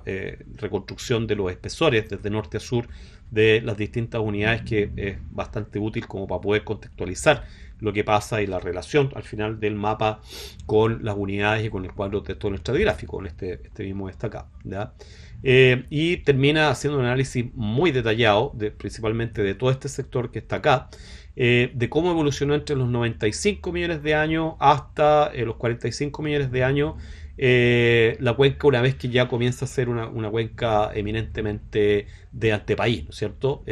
y de cómo el avance de los frentes de deformación, que los ven acá con estas fallas inversas, empieza a levantar rocas distintas, rocas de distinta edad que están dadas más bien por esto, ¿no? Ese levantamiento, bueno, en algunas zonas de transferencia también estructural importantes, pero se van levantando lonjas y lonjas tectónicas cada vez más importantes, van generando una subsidencia importante en la cuenca, pero también va haciendo que la cuenca, el eje, digamos, más bien el cierre hacia el norte de la cuenca, se vaya moviendo hacia el sur, ¿ya? Y ven ustedes que termina entonces bastante más al sur, y todo este sector ya no es una cuenca, sino que más bien un llano donde se pasean los sedimentos, van, digamos, por río, migrando hacia la cuenca, que va quedando cada vez más al sur. Entonces, muy interesante realmente el paper, muy útil como para comprender cómo la dinámica al final de esta cuenca de rocas verdes, o sea, primero de rocas verdes, que rocas verdes le llaman así porque las ofiolitas son verdes, tienen una apariencia verde, entonces una cuenca de trasarco marginal, digamos, enorme, y esa cuenca de Trasarco, con creación de piso oceánico, después se transforma en una cuenca más bien de antepaís, ¿ya? Y este paper hace un bonito detalle en mostrarnos, digamos, esa evolución y la evolución también con el frente de formación que termina configurando, digamos, el segmento en su expresión actual. ¿Mm? Otro autor que ha trabajado bastante en el sur es Mauricio Calderón, que es un geólogo chileno, eh, eh, y que se ha dedicado esencialmente, digamos, al trabajo en esta zona desde su doctorado por allá a principios de los años 2000 y hasta el reciente, digamos. Y aquí voy a relacionar dos papers, uno del 2007 y otro del 2016 más reciente. En este del 2007 hace una buena carta tectónica, pero está invertida, ¿no es cierto? Lo más antiguo está arriba, lo más moderno está abajo. Puse además las fases tectónicas acá para poderlas relacionar a su vez con la evolución geodinámica que vemos a la izquierda. Pero claro, me interesa ver, porque acá estamos en realidad de oeste a este, ¿no? Y vemos los distintos eventos, tanto magmáticos, bueno, principalmente magmáticos, y los podemos relacionar con las distintas formaciones que están asociadas, digamos, a la cuenca de Rocas Verdes y después a la cuenca eh, Magallanes y Austral, y con la historia además de la cuenca misma. ¿Mm? Y vemos entonces que en esta etapa inicial del Jurásico más bajo tenemos por el lado de la cordillera fueguina, ¿no es cierto?, la intrusión de algunos granitos, pero están relacionados a su vez con el evento B2 del volcanismo asociado a los platós silíceos, digamos, que vienen desde el Karoo. Y bueno, esto ocurre, digamos, se asocia más bien a este LIP de Chonaique, que el LIP es Large Igneous Province, o sea, grandes provincias ígneas, en este caso la provincia de Chonaique, asociado a este volcanismo de tipo rift, en realidad, que es el que podemos ver mejor representado acá, ¿cierto? Hay gran extensión asociada a la formación tubífera, que ese TFM es, digamos, la última expresión de este magmatismo, que estaría rellenando más bien un espacio de acomodación dado por la gran extensión relacionado, ¿no es cierto?, con todo este fenómeno activado por la pluma del Karoo, que está separando, comenzando a separar a Gondwana en su parte sur. ¿Ya? Y aquí es donde se emplazan también o comienzan a emplazarse al final de este periodo lo que sería el piso oceánico o las ofiolitas, perdón, es la ofiolita Sarmiento, el complejo Sarmiento, ¿no? Que sería, en realidad estaría formando ese piso oceánico que está allí, ¿ya? Pero claro, estos autores piensan que siempre está asociado a subducción, o sea que la península antártica, digamos, de alguna forma ya habría salido hacia el oeste, ¿no? Y lo que tenemos ahora es subducción, porque hay señal de subducción justamente en los granitos también.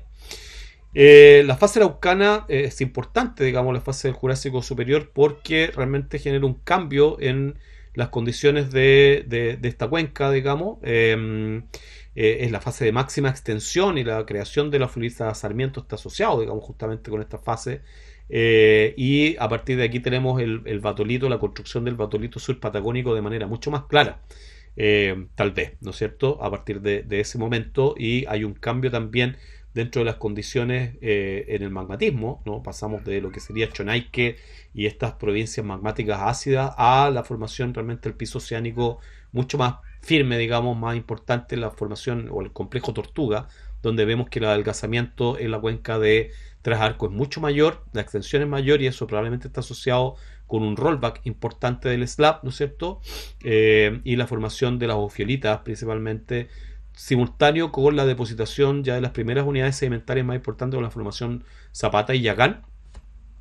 al interior de esa cuenca, que son estas que están acá, ¿ya? En una cuenca de Trasarco, claramente, con un arco volcánico activo que estaría dado por el batolito patagónico, y por detrás las ofiolitas desarrollándose, aportando detritos de más hacia la cuenca, la que se comienza a cerrar justamente en la etapa oregoniana. Ya sabemos ya que a los 125 millones de años ocurre esta fase oregoniana, y comienza la compresión, y eso se siente inmediatamente en la cuenca, se cierran, ya no se produce más ofiolitas, se empieza a cerrar y comienza a ver, como vemos acá, ¿no es cierto?, la obducción de las ofiolitas hacia superficie, producto del cabalgamiento de la placa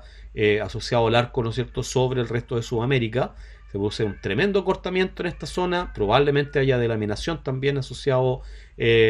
con este fenómeno, ¿no es cierto? Debemos perder parte de la corteza que está acá en este sector, porque hoy día la corteza no es muy gruesa, así que lo más seguro es que se haya perdido parte de la misma, pero bueno, lo importante entonces es el cambio tectónico importante de extensión a compresión en la fase oregoniana, que estaría asociado con el desarrollo, el paso de una cuenca de Trajarco, una cuenca eminentemente de antepaís, que es la que domina después de la fase peruana. Principalmente ya lo que tenemos es directamente una cuenca de antepaís, con depósitos como Punta Barrosa y Cerro Toro, que son muy buenos representantes de esa evolución entre los 100 y los 70 millones de años, según estos esquemas que están acá, ¿ya? Eh, Fosdick también hace un análisis interesante de las cuencas de antepaís, ya después de lo que sería la fase peruana. Vemos acá, por ejemplo, a los 86 millones de años, cuál podría haber sido la configuración de la formación Cerro Toro, ¿no es cierto?, con una cuña tectónica importante, levantando depósitos esencialmente carboníferos, y la depositación de esta secuencia no muy espesa, pero sí con amplia distribución, ¿no es cierto? 1800 metros son el máximo espesor, justo frente a las fallas que están acá, y disminuyen su espesor, pero cubre un área muy muy importante. Esto se sabe muy bien porque la cuenca austral y magallánica es petroleramente, digamos, súper fundamental. Y con este análisis entonces, o con estos datos, o a partir de estos datos, hacen también una reconstrucción de cómo podría haber sido la paleogeografía de la cuenca austral, de nuevo mostrando para el Titoniano, para el Jurásico, un arco y un trasarco, una cuenca de trasarco con piso oceánico, pero que se ve más bien hacia el sur, ¿no es cierto? Y después, ya en la etapa Cretácico superior al Paleoceno, la inversión de esta cuenca, para transformar, o la inversión, digamos, de todo el sistema, para montar el arco y el basamento del arco sobre la cuenca y generar una cuenca de antepaís. ¿Ya? Un poco la misma historia, pero es importante que notar que, bueno, cuencas de este país hay de varios tipos, pero la que ocurre en el sur es principalmente una cuenca de este país que además se dan unas cortezas muy muy atenuadas, ¿ya? Muy adelgazadas, producto de la gran extensión que ocurrió asociado a la cuenca de Rocas Verdes, que permitió entonces adelgazar mucho la corteza, y al ser una corteza muy delgada, bueno, también decía yo, es muy débil flexuralmente, y por lo tanto la gran carga que pone acá genera una tremenda subsidencia, y se dan espesores, sobre todo en el Foredip, muy muy importantes, digamos, en las primeras etapas, sobre todo del desarrollo de esta cuenca. La misma autora, esta es una geóloga inglesa, Fosdick, también tiene varios otros papers más. En este, por ejemplo, hace un análisis muy bonito de las edades, tanto de cristalización como de exhumación del batolito surpatagónico, y la relación con los aportes hacia la cuenca. ¿Ya? Voy a avanzar un poco porque lo que me interesa es que a partir de eso proponen también este bonito esquema que nos habla acerca de la evolución desde el Maastrichtiano, o sea, Cretácico muy superior, hasta el Oligoceno-Mioceno, manteniendo todo el tiempo la compresión, ¿no es cierto?, y el desarrollo de esta faja plegada y corrida de piel delgada, que va incorporando, va levantando el basamento, y va incorporando los depósitos de la cuenca. Primero los depósitos generados en la etapa digamos, de cuenca de Trajarco, con un rift importante, y después ya los mismos depósitos que se generaron en la cuenca de Antepaís también son incorporados dentro del sistema faja plegada y corrida. Y esto o puede ocurrir, digamos, si generan unas tremendas cuñas, porque los espesores eran muy grandes, debido a esta atenuación, digamos, de la corteza previo a la etapa de Antepaís, ¿ya? Así que es un bonito esquema, pero noten que todo esto termina más o menos en el Mioceno, y eso tiene una razón de ser, ¿ya? Es en el Mioceno porque a partir de ese momento se desarrolla en el sur, en el área, digamos, del segmento austral, el desarrollo esencialmente, digamos, de una ventana astenosférica, que ya venía yo anunciando, ¿no es cierto?, entre la placa antártica, que subducta al sur del punto triple, y la placa de Nazca, que está subductando al norte del punto triple. Y entre medio se desarrolla esta ventana astenosférica, ya que esta es la visión actual que tendríamos de la ventana astenosférica, con el arco volcánico de la zona volcánica sur y la zona volcánica austral, que está bien ubicada por sobre el eje o más bien el filo, por así decirlo, de la placa antártica en subducción, ¿no es cierto? Y bueno, se puede hacer una reconstrucción, que es lo que hacen estos autores, Bright, Sprecher y Torkelsen. Varios lo hicieron antes en todo caso, pero ellos hacen una bonita reconstrucción de la evolución temporal y el desarrollo de la ventana astenosférica en el sur a partir de ciertos modelos cinemáticos, digamos, de cómo se va, si esta es la fosa, al subductar una dorsal que tiene esta configuración, cómo se va gradualmente generando esta ventana astenosférica que está acá. Y en base a eso, entonces, hacen una propuesta de la evolución de la ventana astenosférica desde los 20 millones de años, es decir, Mioceno, hasta el presente. Y como ven, esto está dominado por el hecho de que la dorsal de Chile, la dorsal que separa la placa de Nazca y Antártica, comienza a partir de los 20 millones de años a migrar hacia el norte, ¿no es cierto? Ya que la placa en general se mueve en esa posición y arrastra a la dorsal. Teniendo esta geometría, ¿no es cierto?, los segmentos de más al sur se subductarán antes y los segmentos de más al norte se subductarán después. Y esto es lo que hace entonces esa migración del punto triple, en definitiva, hacia el norte, ¿no? Esto está comenzando aquí en Magallanes, pero va a terminar acá en la zona de la península de Taltao, en el presente, ¿no es cierto? La propagación del punto triple hacia el norte permite entonces el desarrollo de esta ventana astenosférica, ¿no? Que se ve acá en estos colores naranjos, amarillos,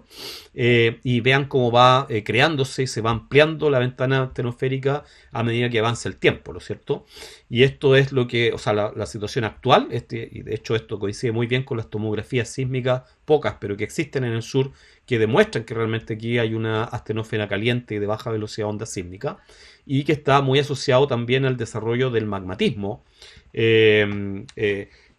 Mioceno, como ya veíamos en el paper anterior que mostré de Navarrete, ¿no es cierto?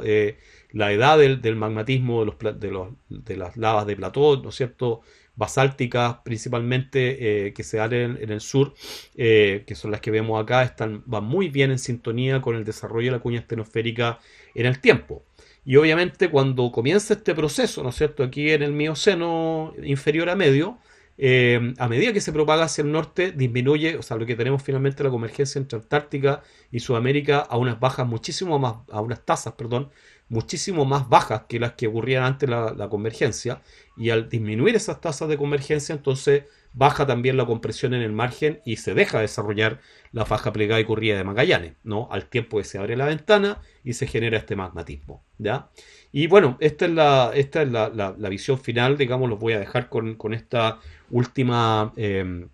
entonces diapositiva que nos muestra el desarrollo de la ventana astenosférica en el sur como fenómeno último de los últimos 20, 10 millones de años de toda esta evolución de